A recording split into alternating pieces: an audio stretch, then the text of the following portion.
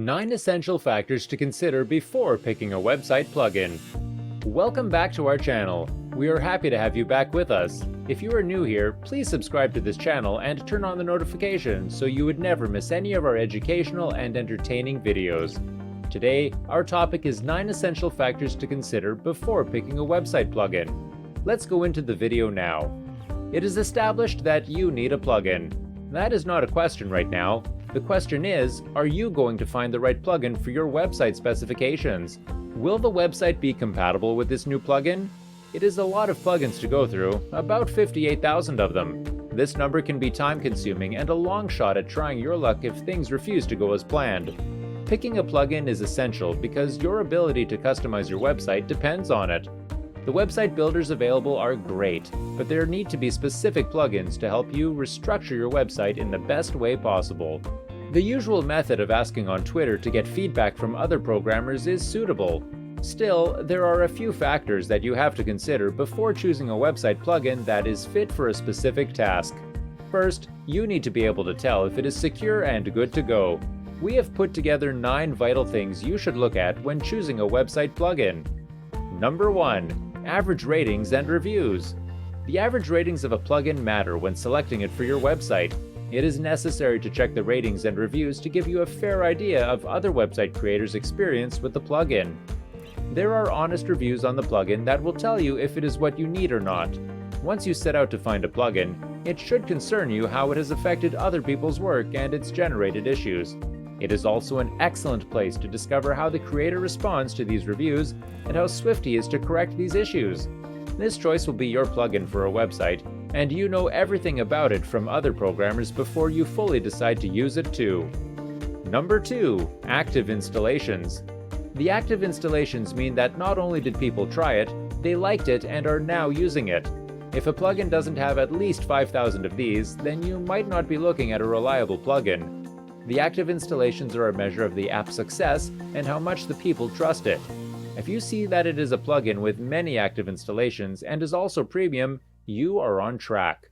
It is easier for the free plugins to reach high numbers, so they might not be the same as the expensive premium. Still target many active installations and base your choice on it as one of the factors, at least if it reduces the number of plugins you have to pick from. Number 3. Compatibility.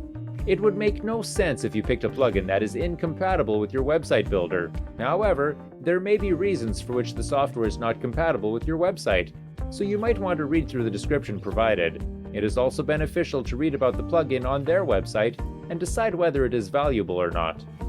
Number 4. Compare.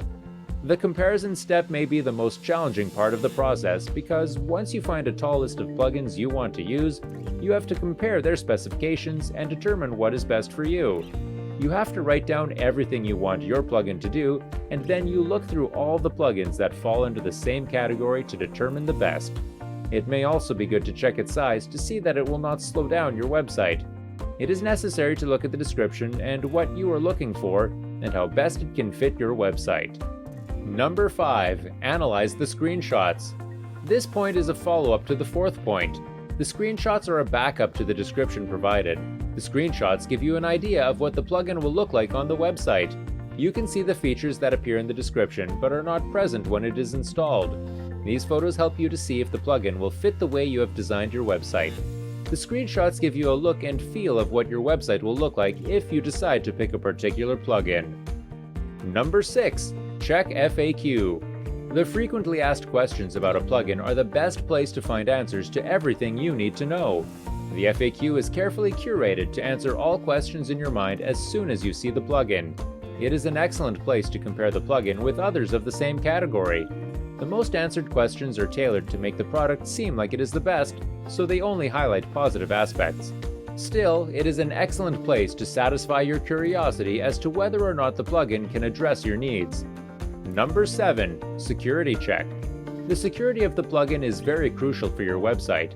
It is confirmed that plugins cause about 20% of the website's security vulnerability. This security reason is why it is advised to use only the plugins you need and not burden your website with many security challenges. Checking the security features on the plugin and its compatibility with your website is the best thing to do before installing a plugin. Number 8. Developer credibility. The credibility of the developer is essential in the choice process. If you have a developer who does not respond to reviews or is apprehensive about feedback, then you know not to install that plugin. Instead, you need to install a plugin created by a trusted developer with consistency and updates. This observation is crucial because the lack of response could mean that no one manages the plugin, which could be a problem in the future. If a plugin has not been updated in the last 2 years or there are no current reviews, it means everyone stopped using it, and you should too. Number 9. Test run. The testing of a plugin is significant. It will be catastrophic on your part to add a plugin and immediately put it out for people to access. Suppose there is a problem with it. Everyone will find out all at the same time. You have to test it for a while and be confident that it is in good standing for public use before letting it out to the public for access. You have to be sure that it is working and all issues have been resolved before it is launched.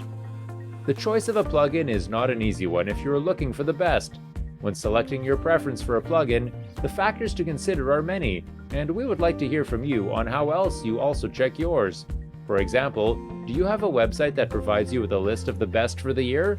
Is there a podcast that discusses the best suited for different scenarios? We will like to hear from you in the comments section. Tell us about your plugin choices and how you arrived at them. It will also be good to make your list of essential factors to consider before picking a website plugin. We look forward to hearing from you. Don't forget to like and share this video as well.